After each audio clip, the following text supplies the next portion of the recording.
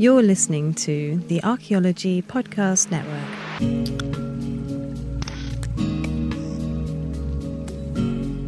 Welcome to Heritage Voices, episode 16. I'm Jessica Yaquinto, and I'll be your host today.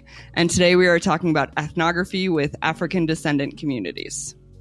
Before we begin, I'd like to honor and acknowledge the Nooch or Ute peoples on whose treaty land I'm recording today, as well as the other tribes with ancestral and cultural connections to this land.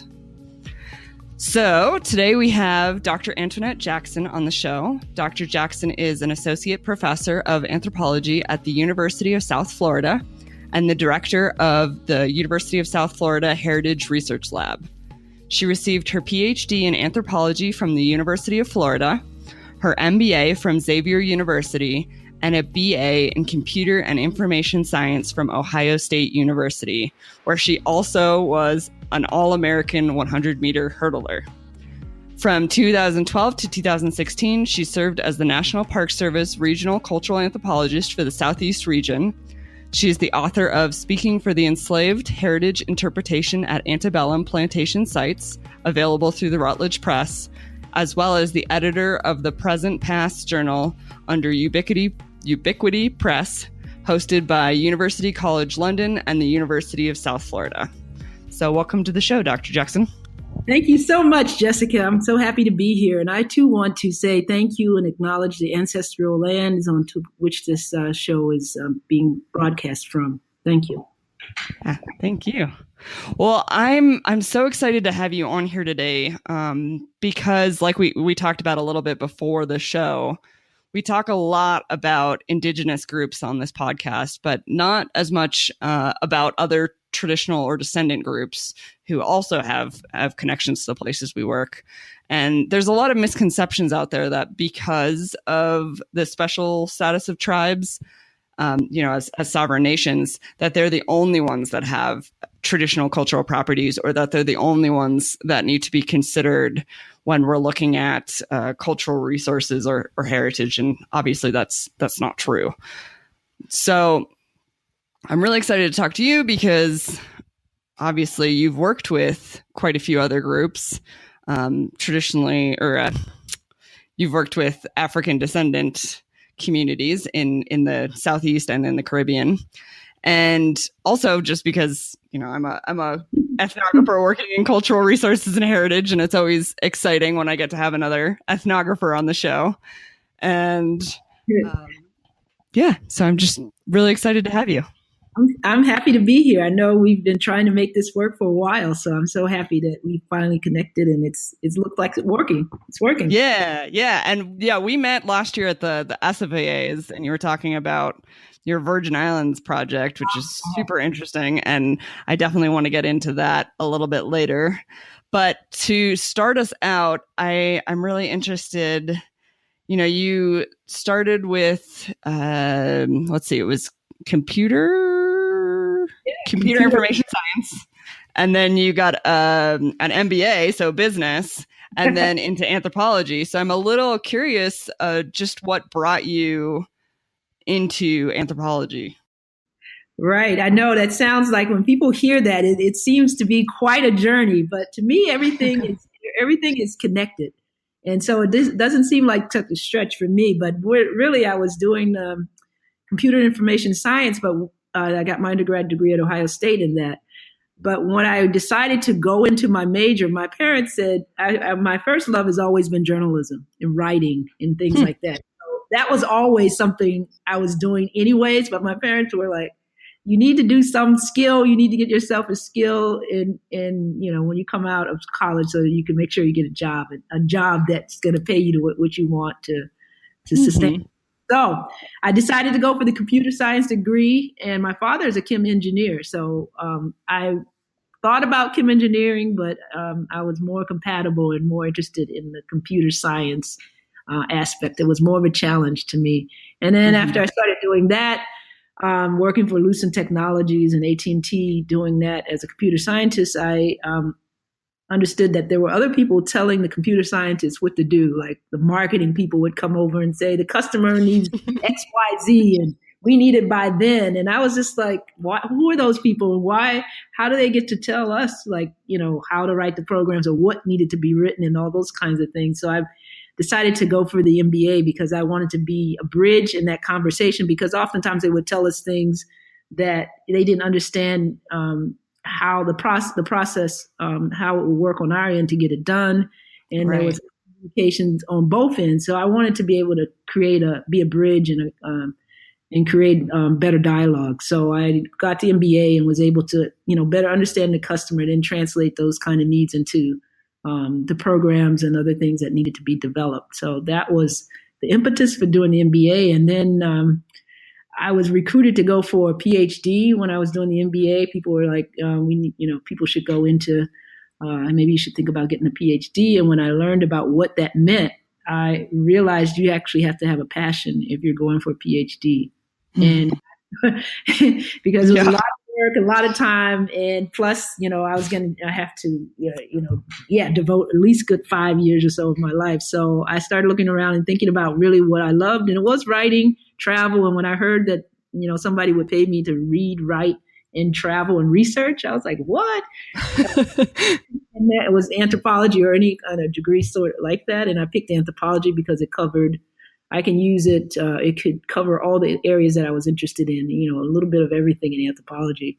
Mm-hmm. And so I went for the anthropology degree, and I decided to study the Gullah Geechee community because I had come into contact with them while I was traveling at one point and became very fascinated. And in my spare time, I had already been writing small articles and doing a little research with that community. And so when I decided for my PhD, that I already knew that was the area of the country that I wanted and the people that I wanted to work with.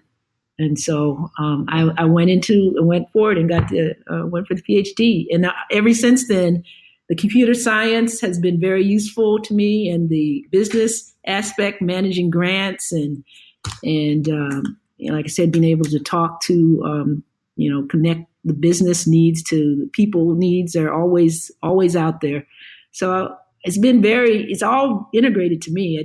I haven't wasted any time on any of those areas. And I use all those skills.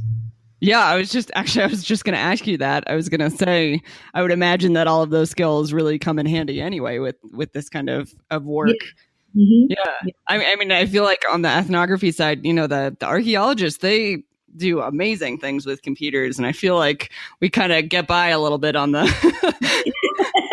the ethnography side without doing too much of that. So it really can do really interesting, exciting things when we go that way. So I'm sure it's made a big, impact. Yeah, no, it just shows people not to be afraid of technology, and you need to utilize the technology as you're doing with programs like this. That is all technology based, and so it helps with communication these days. Yeah. Okay, so can you tell us a little bit more about the community that you worked with and what you did your dissertation on? Yeah, well, like I said, I first became introduced to this community that I had not previously heard about, which I since become, very knowledgeable and connected to, the Gullah Geechee community. And that's located, the community is located along the southeast quarter of the U.S., from probably around St. Augustine, Florida, all the way up to North Carolina, and maybe Wilmington, North Carolina, or a little bit further north than that. And they were descendants of enslaved Africans who worked on the rice plantations.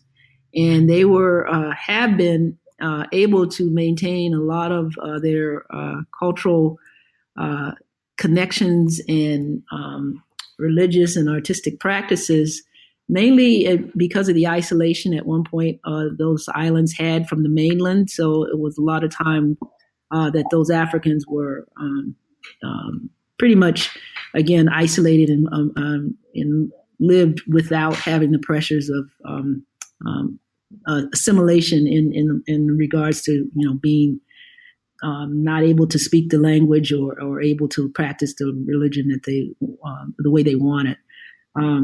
In recent times, however, after enslavement, that did become an issue because as people became those folk left the islands or became more the bridges were built and things like that, and there was more integration between the islands and the mainland, then people who spoke, it's a very beautiful language, became stigmatized, and actually then became not good to speak the language, or people tried to hide the fact that they spoke the language, or in schools they were not allowed to do it. And so it was a period of time that the culture, being part of the Gullah Geechee culture and speaking that language, was something that people were almost ashamed of, and basically because of the external pressures.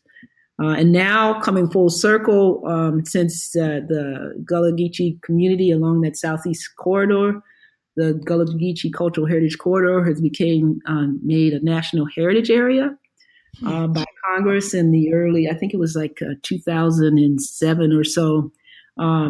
It became a national heritage area. So it's one of the largest contiguous land areas that are part of, it covers 4 states. So it's quite a large region. And so now it's celebrated and recognized and given a lot of stature. And the Gullah Geechee Cultural Heritage Corridor Commission has been charged with, helping to bring that heritage and history to the forefront, help manage and preserve many of the land and many of the architecture and all kinds of things to do with the community. So people are now revitalized in terms of, the importance of continuing the language practices and, educating the world about that culture and the history and the things that they brought to that region of the country, not only expertise in growing rice, but again, all kinds of other things in terms of artistic talents and skills and cooking, foodways, and everything. It's a lot of cultural integration in that area. Charleston, if you know anything about Charleston, South Carolina, St. Helena Island, Beaufort, Hilton Head, all of that is in the area that I'm talking about, which is Gullah, like one of the central areas of the Gullah Geechee communities. And sometimes to travel through those areas, you may not know it because now you see a lot of golf courses and a lot of development. And that's what the culture is up against, because they have in the contemporary times had a lot of pressures for development, and keeping their land has been a central issue. Mm-hmm. So those are the communities and the people that I first began researching, and I was interested in the rice technology because I was interested in what Africans brought in terms of technological skill to that region. And I had never heard the story and conveyed that way when I was in school. That was not the perspective on that Africans, enslaved Africans, and anything that I heard. And so that learning that for me was liberating, and being able now to tell the stories and talk about this and help the communities along that corridor also share their own history and heritage in the ways that they want to, has been just full circle for me, because I myself grew so much and became much more enriched about my own identity. And not that I trace my roots back to that particular area, but just as a person who's a descendant of an enslaved African, to just know that there are other ways of telling those stories and other things that were going on in those communities that you really don't hear about in the traditional and the mainstream educational practices. And that's my charter, is to help get that kind of story and information out to a broader audience. Mm-hmm.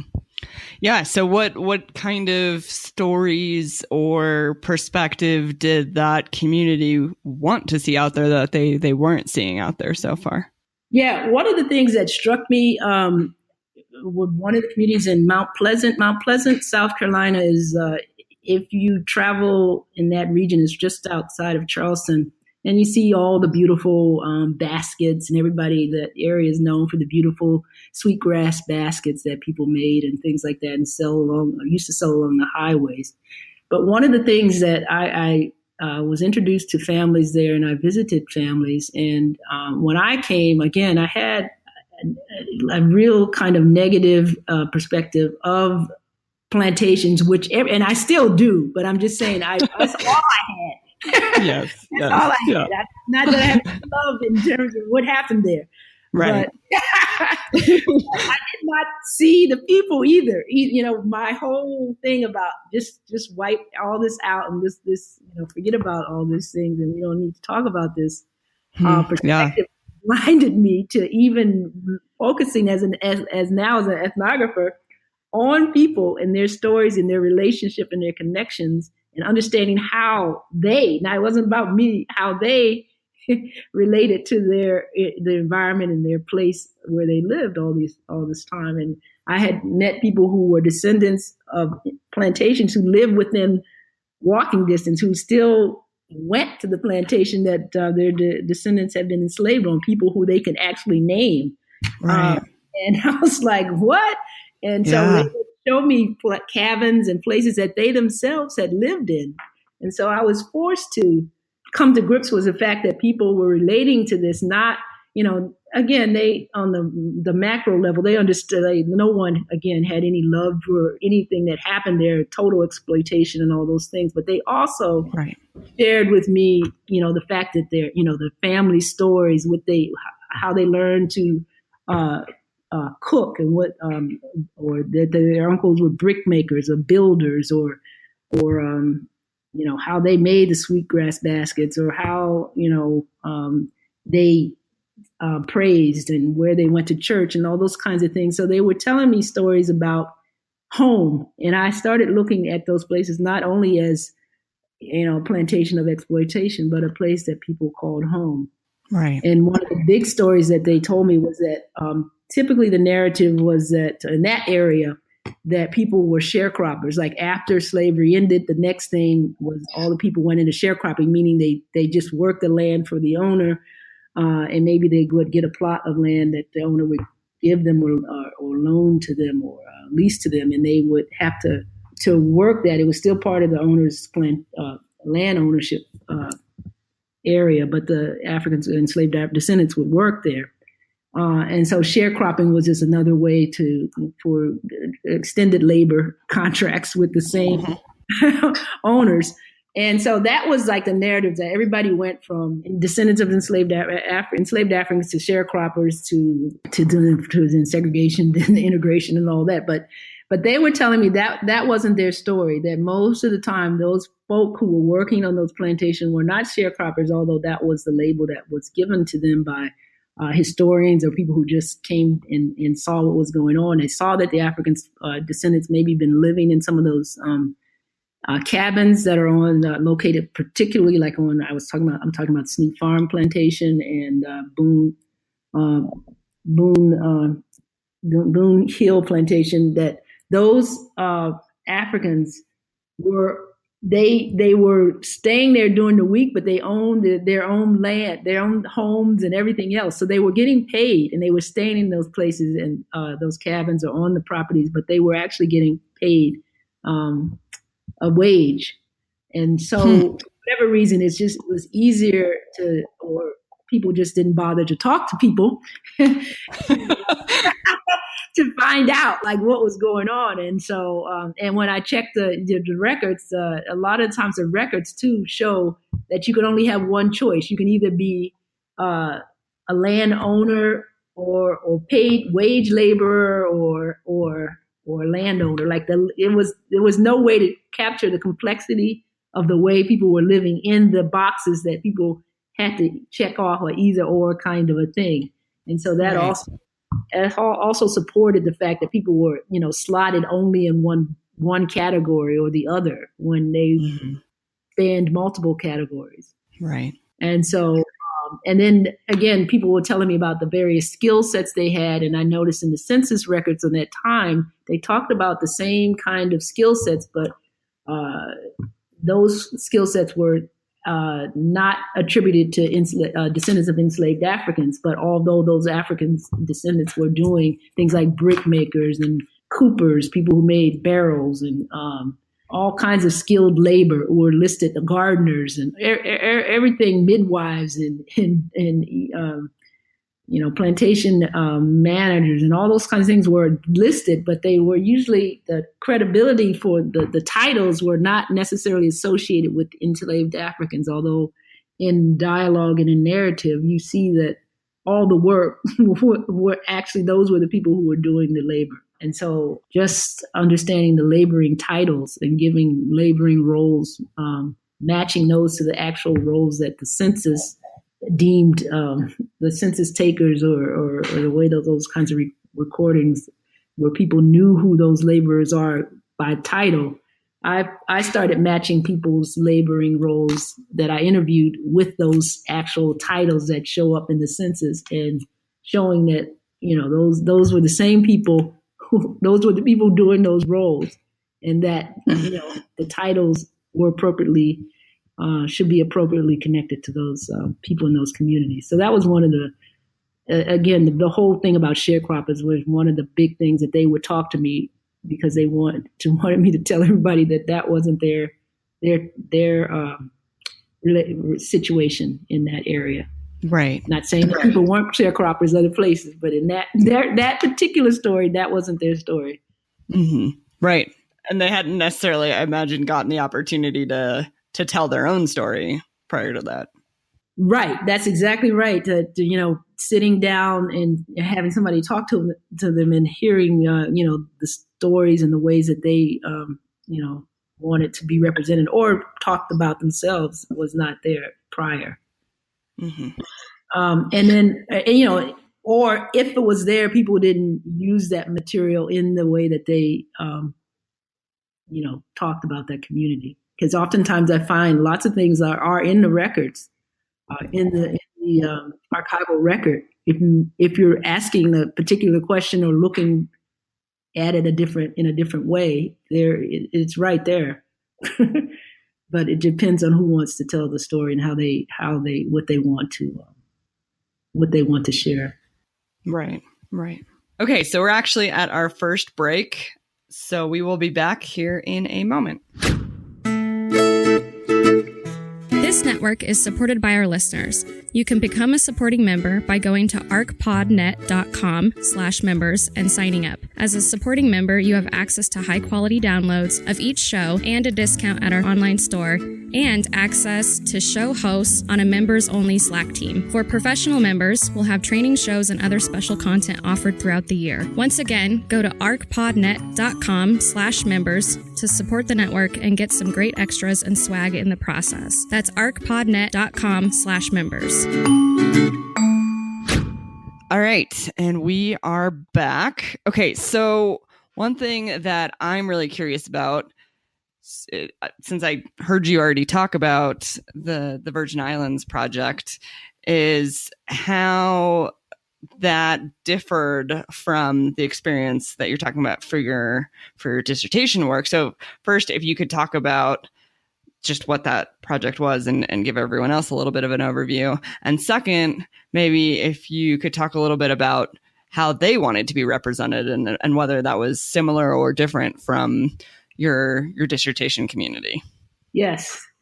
Yeah, that's a good comparative, good way to talk about it, look at my work in a different way. So the U.S. Virgin Islands project took place in St. John and St. Thomas Island in the U.S. Virgin Islands, and it was initiated by the U.S. Virgin Islands National Park, which is located on St. John Island. And what they wanted, the park initiated this ethnographic overview and assessment study, and they wanted to understand the community that was surrounding or in relation to the park, and get a better understanding of who they were, what some of their concerns were, or better ways to perhaps relate to the communities with the park. So it was driven from an applied perspective as opposed to my research, which was driven from my own.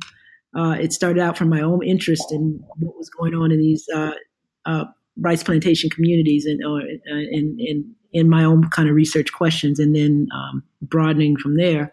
This one was definitely driven by the Park Service need to figure out the communities that they were in association with. And this one was very difficult. Difficult project, and who would think the Virgin Islands would be difficult? So I know, right? It was beautiful, gorgeous, loved being down there. As pretty as any picture you ever saw.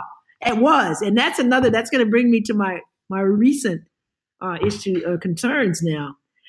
So my work took place around 2016, around in there. I went down to U.S. Virgin Islands, spent time with the community, and what the community wanted and what the park wanted were somewhat different.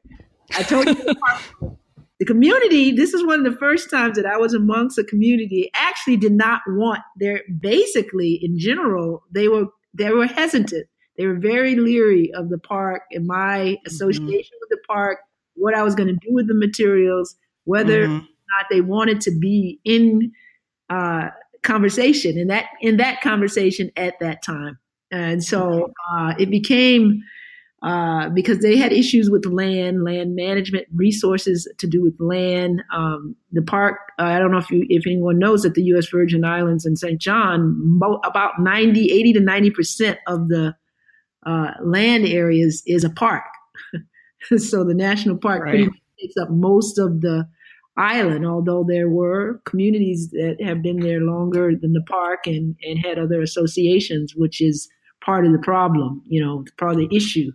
The tension is that how did the park acquire that land? All the stipulations around land use now that it is a national park, of course, there are things you can and cannot do, issues of access, issues of, fishing rights, issues of collecting resources off the natural environment, picking fruit or whatever, different kinds of things that people were doing with the land, but mostly with waterway usage. And then the acquisition of the land for the park. So people were very concerned. They wanted their history and they wanted their information known. They wanted their relationships to the land known, not their relationship to the park. They wanted their information about who they were, and their community affiliations, not necessarily in conversation with the park. So I actually had somewhat of parallel conversations going on. I had to rely a little bit more on my university in ethnography and cultural anthropology credentials and ways of working as a university person, being not that I was going to be, I was trying to represent myself as a person like if that I was interested in their story, regardless of whether or not it coincided or connected or any way with the park. So I had to approach it that way and listen to those stories and listen to what they had to tell me as a person who, just as a researcher who was interested in that those cultural communities, and then see. And this is the work I'm still doing and still seeing how I can put that information that they're sharing and the perspectives they're sharing, their relationships to the land, their understanding of the role of the Park Service in conversation in and of itself, and then also talk about the Park Service's questions that I was set out to that they wanted answered regarding the community. And I think it ended up. The process itself became the glue, the connection. The fact that the park asked for that, and I was in community with them in conversation, that people were in conversation, placed the park in dialogue with the community that they had previously not been in dialogue with. Just the very fact of being out there and with my students and a colleague of mine who also worked on the project with me. Just the fact that we were out there, I think has, gave credibility and gave a better presence for the park. And it is a lesson learned, I think, for any of us who do this kind of cultural resource management, heritage management from an agency perspective, that the dialogue is important before you actually, even if you're not going for information, you have to be in community.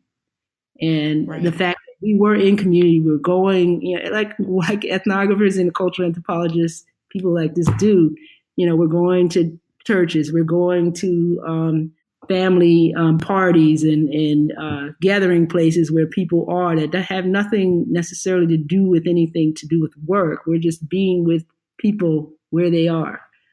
And so in that way, it helped conversation, helped facilitate very frank conversation. And also, like I said, it helped create community. So the purpose of the project, again, was really to understand relationships between the communities that were longstanding communities prior to the park, and to understand how the park can better relate to these communities. And that really became more the issue than just simply going out and trying to collect ethnographic information as a checkoff.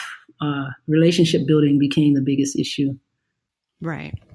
And that's one thing I think a lot of people would probably be interested in hearing a little bit more about, because a lot of ethnographers and archaeologists and land managers and people have only worked with, formal tribal governments where there's a very formal structure to the community with, a tribal government. And if you're working with cultural resources, there's usually a cultural resources person that you're working with.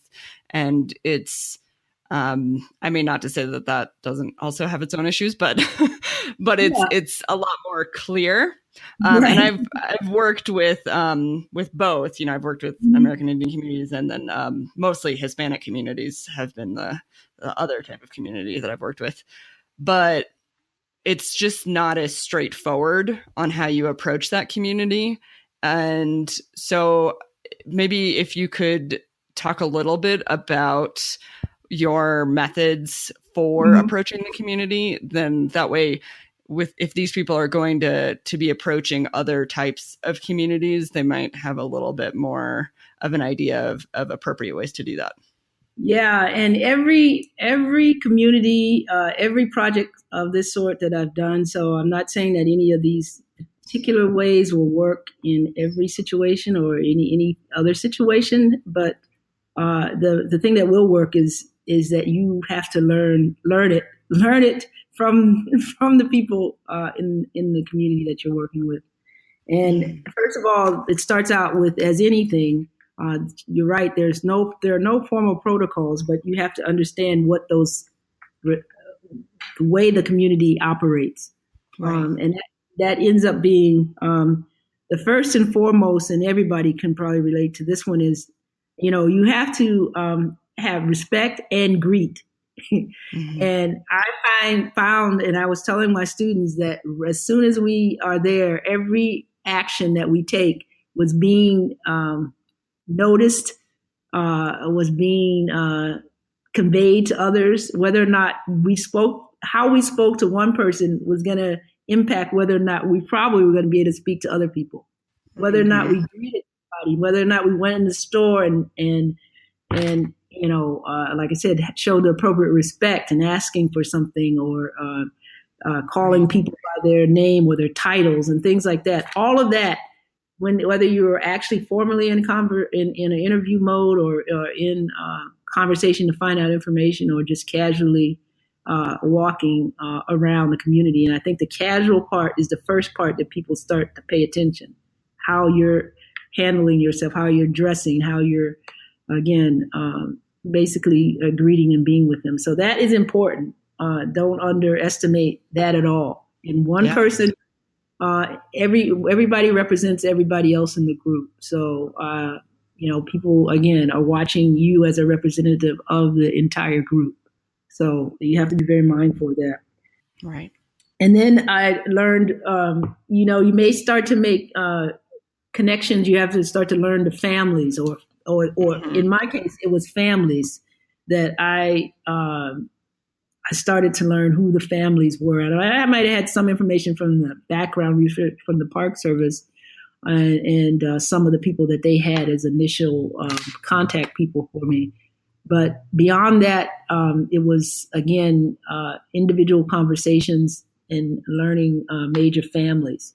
And I did this too also by going to church. And in the community that I work with, these African descendant populations, church, the institutions like that, spiritual institutions, spiritual practice, and religious institutions are very, very important. And so one of the longest standing like Lutheran churches and Moravian churches are there in the Caribbean, and particularly there in St. John and St. Thomas. So these institutions and descendants of these African communities, descendants of enslaved Africans and just African descendants, are members of these churches, long standing institutions. And so participating in those, talking to people there, and making inroads by introducing myself and being introduced via those institutional places did a lot. I would start talking to the pastor, or start talking to people who were the leader in the choir or some position that they had in the church, and and visiting one church, the Moravian church in the St. Thomas Island, was located on this very steep hill, and I got off the bus, one of those little buses and cab/bus, whatever it was, for the people. And I walked up this hill, and I tell you, I was so tired. I was going up there, and when I got up there, and they were like, "You," they looked at me and said, "You walked up there?" And I was like, "Yeah." And I had to spend 10 minutes. I tell you, I couldn't even really actually answer their question because I sat down, they were fanning me, whatever. I was just hot and tired, but it was impressive to them. And I had to that hill to come up there. And that got me a lot. Yeah. That got a lot of respect, because they said, well, no one really walks up that hill. Like you could have called or something. I didn't know how I was supposed to get up there, and I saw it up there, and I just went for it. And right. Well, I mean, I feel like it does help when you give them like something, like you identify yourself in some way. You know what I mean? Which, like, for me is easy because I'm like, I have bright red hair, so I kind of like stand out. But you know what I mean? Like, it does kind of help when people like have some sort of like way to place you, I guess. Yeah, I was a joke, but it was in a fun way. Yeah, right. They were teasing me because I was out of breath, but so I definitely became known. Right. Yeah, it wasn't in a good way, in the sense that was one of the kind of breakthroughs, because those folk also introduced me to more and more people, and so I established a rapport. And that is the thing that I guess sets apart some of these formal practices that we have with maybe the consultations and things like that. Rapport is important everywhere, but rapport in this sense was extremely important, because without it, you really can't get any further. And I was relying on being connected to other people, through the people that I, through individuals. So that was one of the other things that I that stood out in terms of my methods. And then also I agreed to help, like anything I was recording, anything that I was collecting, I agreed to give back. Like I would send a tape back.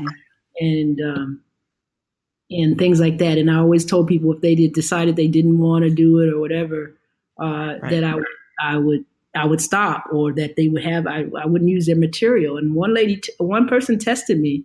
I don't know if he was testing, but I was tested, because after I had come back, that the person decided that they didn't want any of their materials used or anything like that, and that they were feeling tensions about my role between the Park Service and as a researcher and things like that. So they asked for the materials back, and I I wrote a nice letter and explained my position in terms of, that I was not going to do anything with the materials that I hadn't previously agreed to, or they hadn't previously agreed to, or if they will change their mind, then we can do it. No, we can reverse anything. So I did send everything back, and the letter, and really was saying that my reputation and my relationship was more important than anything to do with anything with the Park Service or my university. That my relationship and my reputation and the rapport that I had built was the more important thing. Right. And I'd rather have them feel good about it, or feel have confidence in me before I would worry about what I had to write or whatever. And I sent everything back, and the lady decided, after that, wrote me back and called, and really, I think it really, I shared a lot about my own personal, other things, other projects I had done, and stuff about my family, just kind of, linking myself to being a person in her position, that I would understand why she was asking. I felt no harm from her by her asking it back. I felt I wasn't going to change my relationship with her, that I was fine. And so it changed. I mean, she agreed that she really wanted her materials part of it and all those kinds of things. But it was a test in my standpoint of the relationship more than the work. And I think that's another thing that people, a lot of times in the work that I do with the communities and living communities that I do, without these formal protocols, your reputation, you as the individual are the person that are making those, that bridge. And so it's important to know that people are trusting in you. Right. And honor that trust that people in those communities are placing on you by giving you their data, giving you access to their homes and their families and things that are important to them. And so I always recognize that as a precious gift and a responsibility for me as a researcher. So those are the kind of things I was trying to instill in students, that you cannot take that lightly, and you cannot misuse or be flippant about the use of the materials that people have shared with you, because it means so much in and of itself, not just because it's a job. Right. Okay. We are already at our second break point. But we will be right back. Are you interested in hosting your own show on the Archaeology Podcast Network? If you're passionate about a topic and can come up with at least 10 episodes right now, I'll wait. Then contact me at chris@archaeologypodcastnetwork.com. We'll go over your options and what we can do for you. That's chris@archaeologypodcastnetwork.com. Don't let your passions sit in a file cabinet or on a dusty bookshelf. Broadcast them to the world with a podcast today.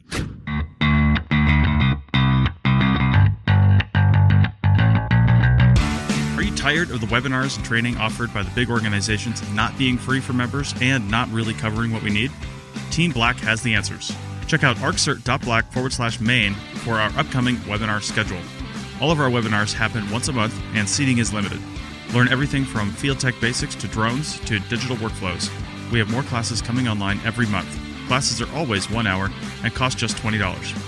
Classes like building a CV and getting a job are always free. That's right, we'll help you get a job, then we'll be here when you want to level up your skills. If you are a professional subscriber to the APN at arcpodnet.com/members, then you get all of Team Black's offerings for free as part of your membership. We have Team Black memberships coming that will give the same for the APN. So $20 a month gets you all the APN swag and extras, plus free training from Team Black.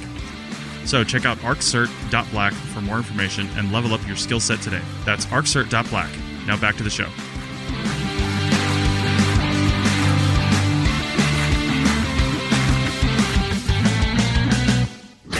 Okay, so before we move on from that last topic real quick, do you want to just share with everyone what you were just telling me over the break? Yeah.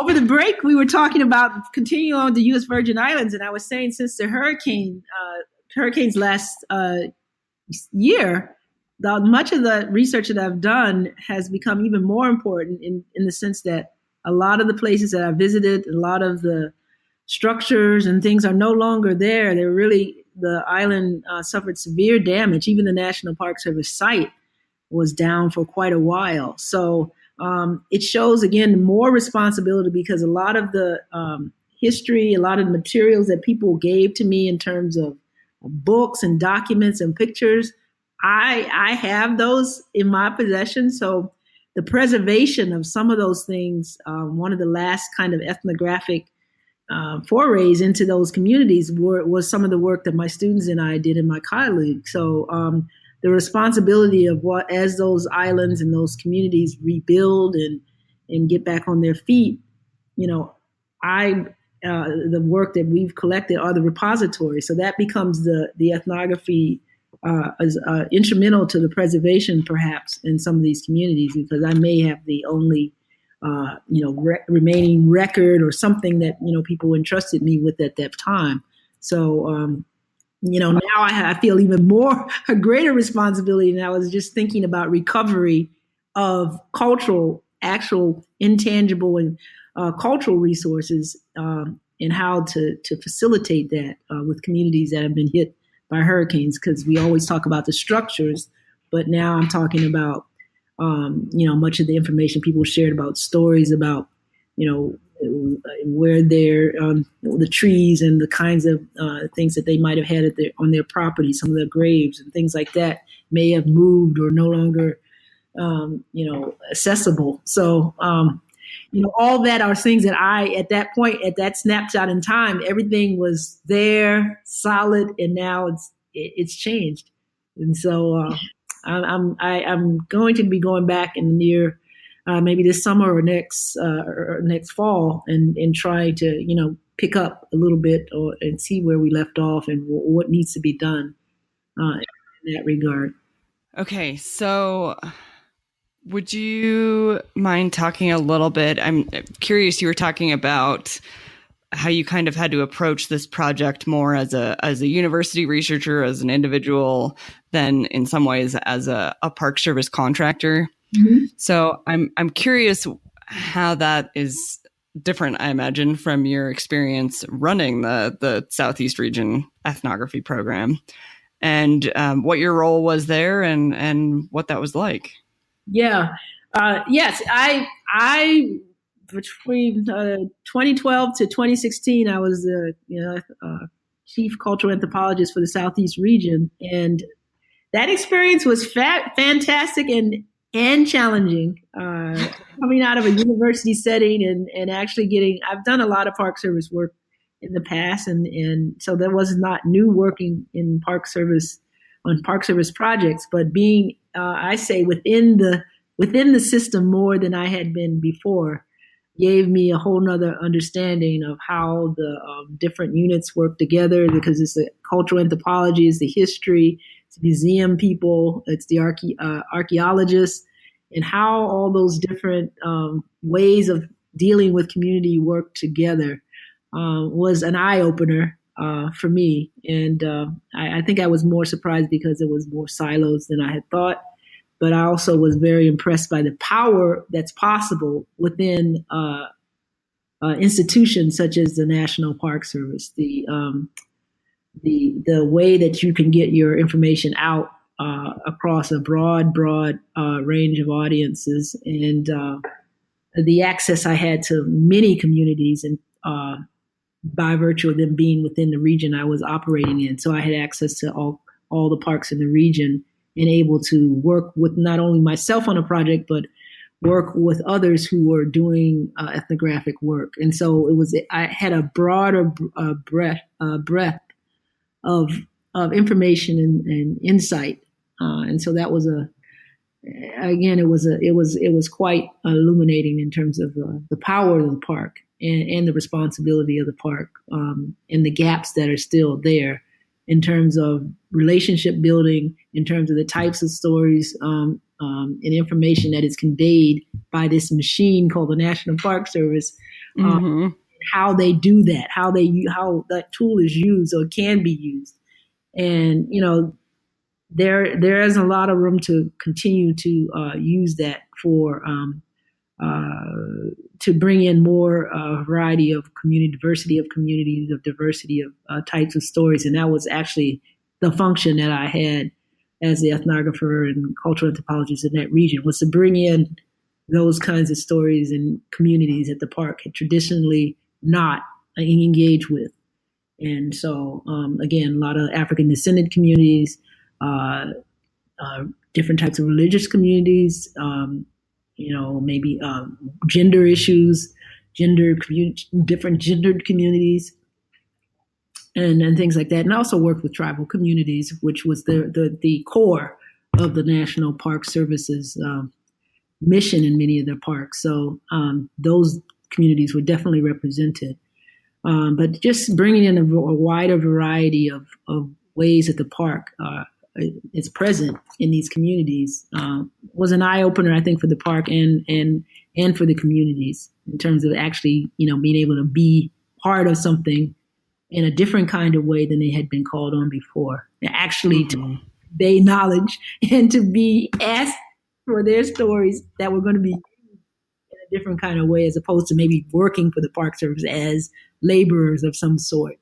So this was a different kind of engagement that many of the communities had, and to watch,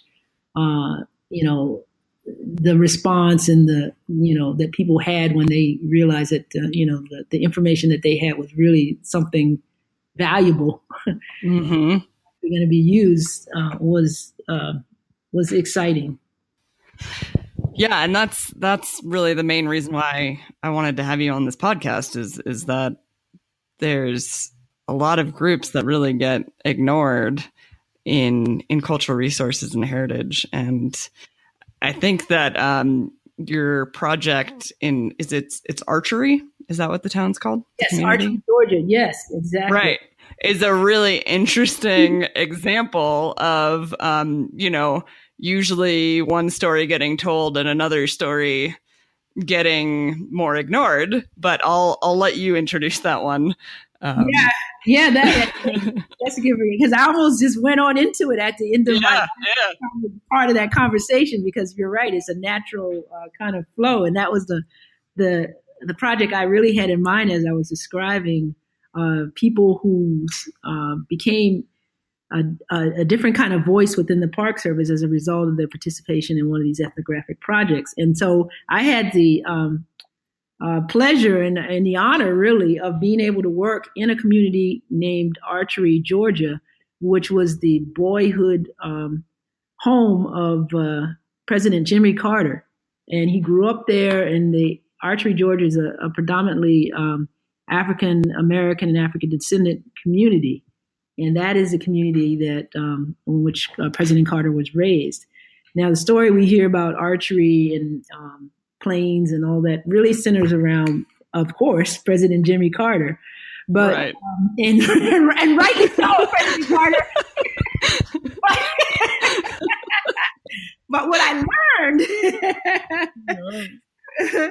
from President Carter is that, hey, you better be on your toes if you talk to President Carter. And I did have a chance to interview him.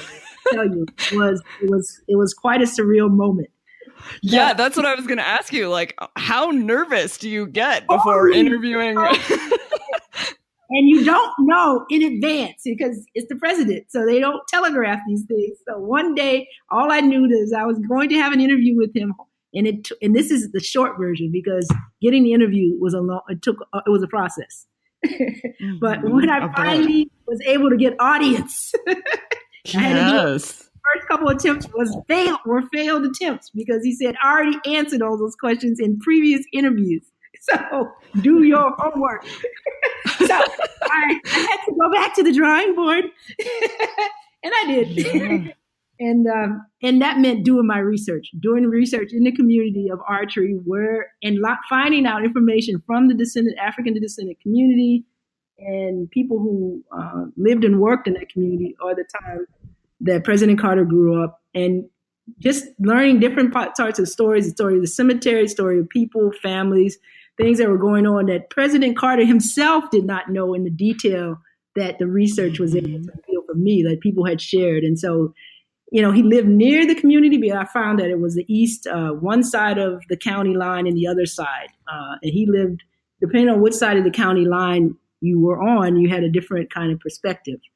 And so that even learning that part was a difference, where people created this boundary that they understood was, their safe haven, and then things went on and life went on in that community. So I learned all kinds of stories about baseball games, funeral, people the major families and what they were doing, stores and relationships, church, the St. Mark AME Church there, and how, the relationships between people there. So I was able then to come up with information and learn from the community and get coached by them on what to say when I met with President Carter.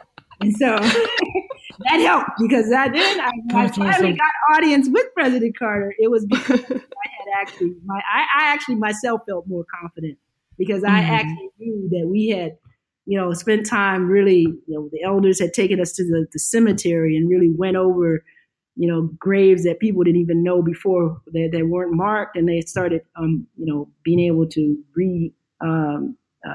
establish who was buried where in some of those places that they hadn't known. And just getting a lot of history about people and communities. Again, like I said, baseball games and other kinds of forms of leisure, basketball and tennis. And they had a university, a college over there on the side of the archery that predominantly African-American descendant community lived. So they had all kinds of actual, life and history going on there, the day-to-day operations of things that the president didn't know, and I didn't know either till I talked to people. So I was able to, and when I create my students, I created a nice map of how the community mapped the community themselves, showing places like juke joints, or, places where they went for fun and music, and places they had sold barbecue or had so they had a map. They helped us map all these kinds of places. It came alive, and it was a map that he hadn't seen before. And then the cemetery map. And when he started seeing the names and all those kinds of things on these maps, it started jogging his memory, and it also informed him of some things. So that conversation became more of a two-way conversation. But it was surreal and totally nerve-wracking, in the sense that they told me one day I was driving on the highway or driving around the community, and they called me on the phone and said, "Tomorrow you're interviewing the president." And I was like, "Whoop." I was like, "No, what?" And I tried to call everybody in my family, "Come quick, I'm coming." I couldn't. And I could invite a couple of people. So my uncle and a couple other people that in my family also came to the interview, and my students were there. And so it was a whole protocol. But it was great. And they said, if you're not asking the right questions, or he's not engaged, it'll be over in 5 minutes. So I crammed all of my questions really up to the front. So and it ended up that we ended up, like I said, when I pulled out the maps and the things that the people, and told him some of the things that the community had prepped me and coached me on, that, it became a different kind of a rapport. If you can have a rapport with a president. Right. No big deal. So, but all the while I was talking, I kept thinking, I'm talking to President Carter, like this voice on the back of my head. And I was like, am I being coherent? I looked at my students, and everybody seemed okay. I was like, okay, I guess we're moving along. Make some kind of sense. But it was great. But what President Carter and the community told me was, before the Carters, that there was a Bishop Johnson who was to the community what President Carter is to the community today. Bishop Johnson was to the Carter family, that kind of person. That was a big name. That was a person that was, there's a bishop, a black man who was the bishop of the AME Church, and the pastor of the church that's in Archery, but then he became a bishop of the whole region there. So he was the big name. And so President Carter looked up to him, and everybody in the community did. So he was the President Carter of his day. So to see that flipping of roles, and you don't necessarily hear that when you hear the story of planes and archery and things like that. Was who, President Carter's role model was, or who was prominent in that community and what families were prominent way before the Carters. So that, to start to orient the story and the relationship to the community from that, the perspective of the church and from the perspective of Bishop Johnson and all that he did within the community was a shift in relationship. So that was something I found very exciting and helped and was happy and to encouraged by the community people to follow that storyline and other kinds of things. Like I said, what different people in different churches and everything were doing, how people were buried, when what are the burial practices, foodways, fishing, just found out just everyday life from people in the community. And so it was very exciting to learn about the area from that perspective. And again, there were tensions, because not just the tension of being in a relation with a president and trying to tell a story about his community, but that power dynamic isn't it a very important thing to understand, is that, if you have a negative story or different kind of story, how, people were somewhat reluctant, because you are, the story, the town is built on the Carter brand at this point. And so, dealing with people's relationship to President Carter and the present,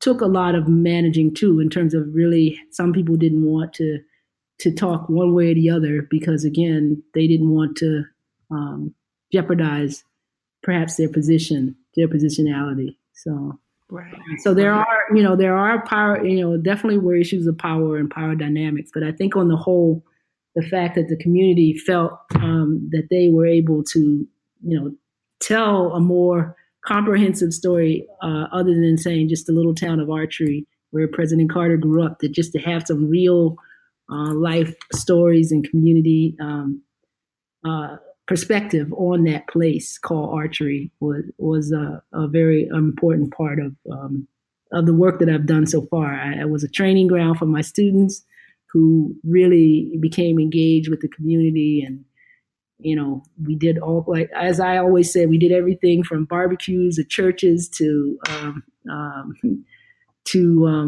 going and helping people,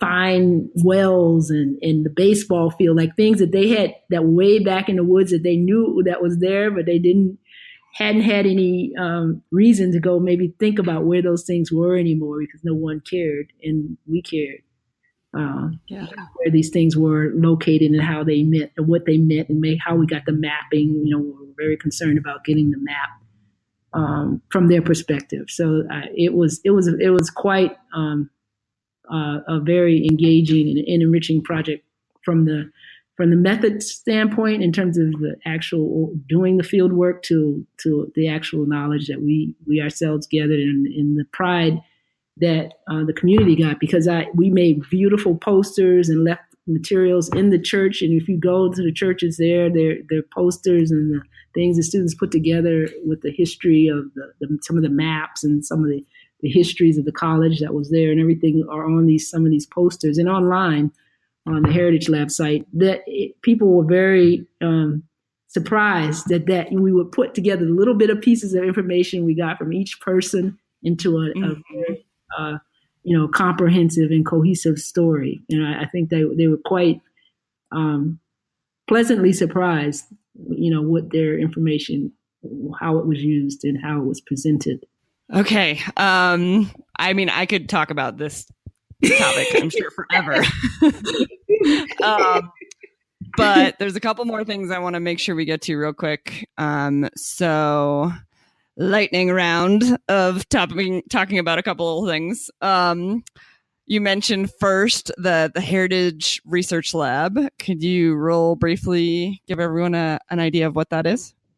Yeah, the USF Heritage Research Lab was an initiative I put together starting in 2006. And it's a resource for both the university and the community. It's a way for students to learn the skills and practices of going and working in community and helping people tell untold stories or document their family history and heritage. And it's a way for the community, again, to take advantage of the resources that the university has at its disposal.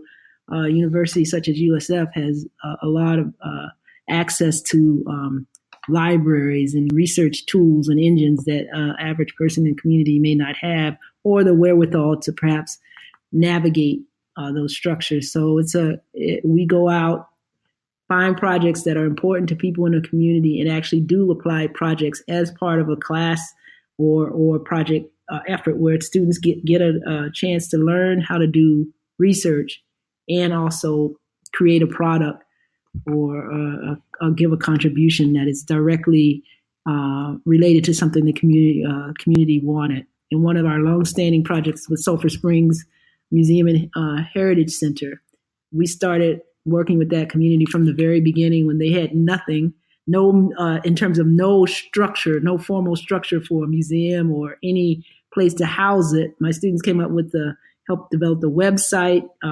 logos, documented oral histories, did a lot of the archival work, and had just kept the repository in the lab until recently, in the last year. The museum, it actually has a building, and the county finally created an actual structure for the Museum and Heritage Center. So before it's a name, and now it's a name and a building, and actually entity. So see something like that. Every year my classes have worked and students have worked doing little bits and pieces of that project. It's always, collecting more oral histories, documenting the life of a family who, donated the land so that there would actually be a museum one day, and things like that. So that has been an exciting, one of the anchor points of the lab was that project in Sulphur Springs Museum and Heritage Center. But we have different projects, multiple projects going on, and the whole purpose is to link the enthusiasm in the tools that are available at a university in terms of student research power and library and all kinds of other technology with projects, real life projects around heritage and preservation of history that the community wants done. So the lab does that. That's amazing. I mean, I've always heard really good things about USF applied anthropology, and I can see why. No. Yeah, hands-on is the main thing. Hands-on experience. Yes. Yeah. And we'll include a link to the Heritage Research Lab, as well as there's also an article about the town that she was just talking about, Jimmy Carter's boyhood home, and the African-American community there. I'll include a link to that article. It's called More Than Scenery, as well in the show notes. And then, okay, so next, let's see. Let's talk about the present past journal real quick. And like I told you before we got on, it's really too bad that I didn't know about this before, because we just did an episode and it might release after this one. But it would have been really perfect to have had you on. But anyway, can you tell us about the present past journal? Yeah, thank you for asking about it. Present Past is one of my latest projects, in which it's a journal that's been published since 2009. It was published out of the University College of London.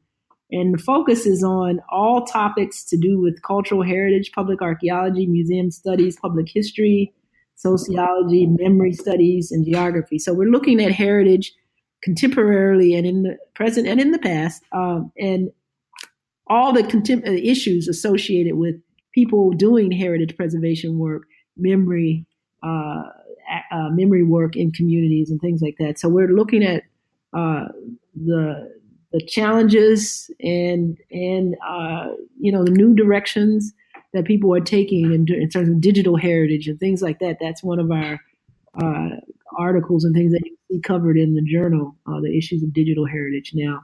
We have a special issue running now, or a special call for papers, where we're reinvigorating the journal, trying to get more of a broader range of people to contribute.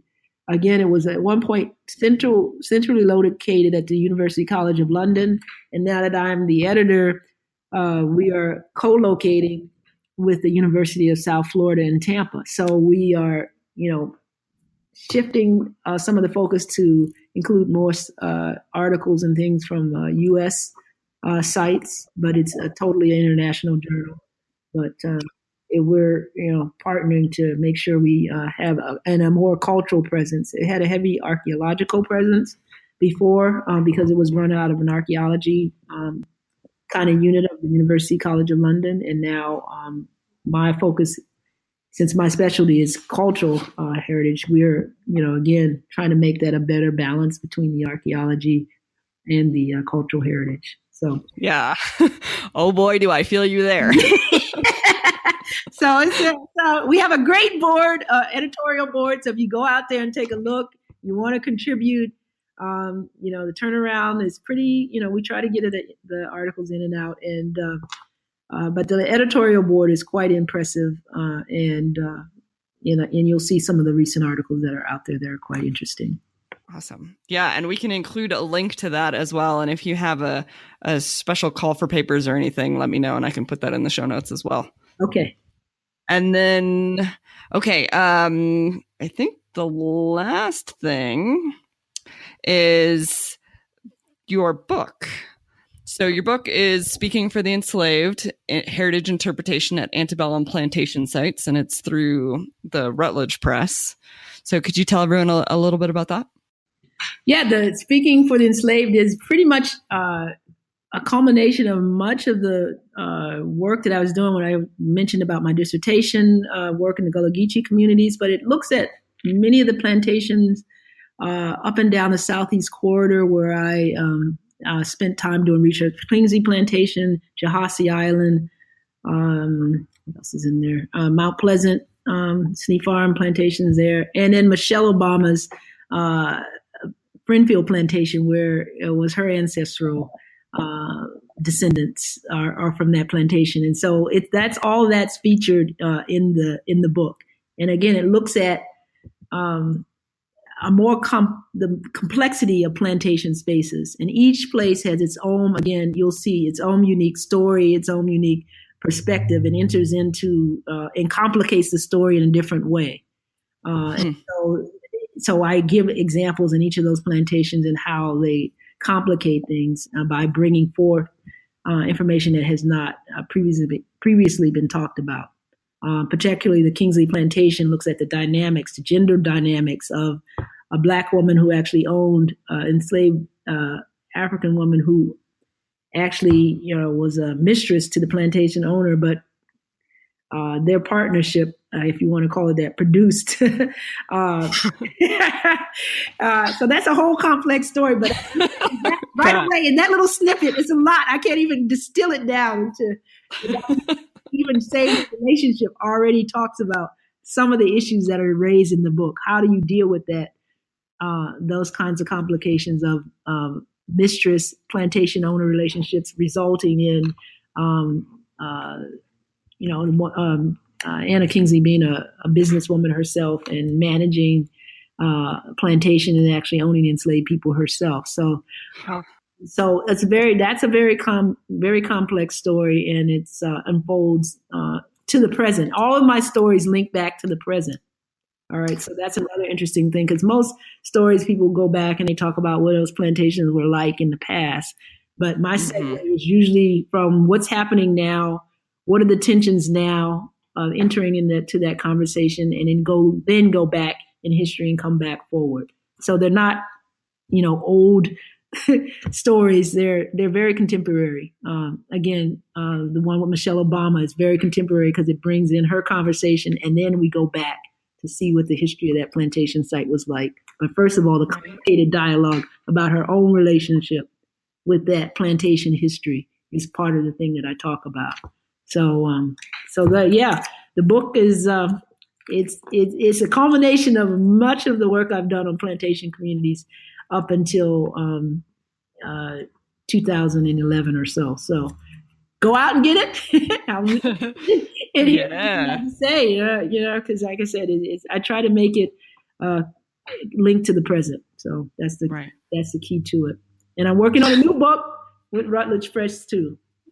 Yes. The Other Side of Leisure. So that's one that hopefully will be coming out at the end of the year, probably not until 2019 by the time everything unfolds. But it's looking at heritage, race, and leisure. So again, in a lot of these national park sites, I'm looking at the other side. What are the stories about interactions with communities, native populations, descendants of enslaved Africans, other people whose stories are not in relationships with the park or very tenuous. Actually, they were excluded half the time from the park. But now we're talking about bringing people back in, trying to invite them back in. But what are these complicated stories around these park sites and the idea of leisure and how people experience leisure in national parks? So that's where I'm going with that particular book. You are just going to have to let me know when that comes out. And apparently we're going to have to do another podcast. Right? Because this was just not enough time. Yeah. And one thing that you pointed out before we even started recording that I do want to include, because I thought it was an important distinction, was I mentioned, I called them slave communities. And you mentioned that the word it's an enslaved community as opposed to a slave community. And I thought that was a really interesting and important distinction that I had never really thought about before, but I probably really should have, because, like as regular listeners already know, I'm Jewish. And one of the stories that I've heard a lot is it was talking about some people in a concentration camp, and there's a prayer that's basically like, "Thank you, God, for not making me a slave." And they went to their rabbi and they asked him, should we still be saying this prayer? Because, obviously we're slaves. And the rabbi said basically like, now of all times, we need to say this prayer because we need to remember basically that like this is not who we are, basically. Right, exactly. Yeah. Right. So you can be an enslaved person, but that's not your identity. Exactly. That's not what you chose. Right. And so I thought that was an important, Sorry, I didn't mean to cut you off. Oh no, I'm just agreeing with everything you're saying, is that's the definite distinction in the relationship, that it's a condition that was imposed. And so I want to make sure people don't continue to make something smaller, make people smaller by continuing to call them by the name that was not something they chose. Right, exactly. And something that had never crossed my mind. So I'm glad that you. Yeah. So that's the name of the book. Speaking for the Enslaved was a conscious use of that word. And for that very purpose. And in the book, it's a discussion too about just what we're talking about, why I chose it to say it that way. Yeah, absolutely. Okay. So last thing before we go, I just want to mention that you also did an oral history interview. So basically a podcast interview for the Society of Black Archaeologists. And I'll include a link to that in the show notes as well. There's lots of different interviews with different Black archaeologists on there, and it looks like a really amazing resource. So if anyone's trying to get a little bit more diversity in their podcast listening, that would be a great place to go. And did you have anything else that you wanted to add? No, I just, other than the fact that my work is multidisciplinary. And so as a cultural anthropologist, I am totally always engaged with archaeologists, museum people, geographers, historians, and oral historians. And I've been invited to conferences all those different disciplines. And every space I operate in, we have good conversation And, I think that's the key. The open dialogue is all the tools that each different discipline brings together helps tell these stories in a broader way and in more complexity. So I welcome working with everyone and every discipline to help answer and preserve and discuss these stories. All right. Well, sadly, we have to wrap this up. So thank you again so much for coming on and talking to us about all of this today. Oh, thank you so much, Jessica, for having me. And I look forward to continued dialogue in some other time. So yeah. Yeah, I'm super excited to hear to read this next book. So definitely we'll have to talk more at that point. Thanks for listening to the Heritage Voices podcast. You can find show notes at www.archaeologypodcastnetwork.com/Heritage Voices. Please subscribe to the show on iTunes, Stitcher, or the Google Music Store. Also, if you like the show, please share with your friends or write us a review. If you have any questions, comments, or show suggestions, please reach out to me at jessica@livingheritageanthropology.org, or you can find me on Facebook through Living Heritage Anthropology or on Twitter @LivingHeritageA. As always, thank you to Lyle Belenqua and Jason Nez for their collaboration on our incredible logo.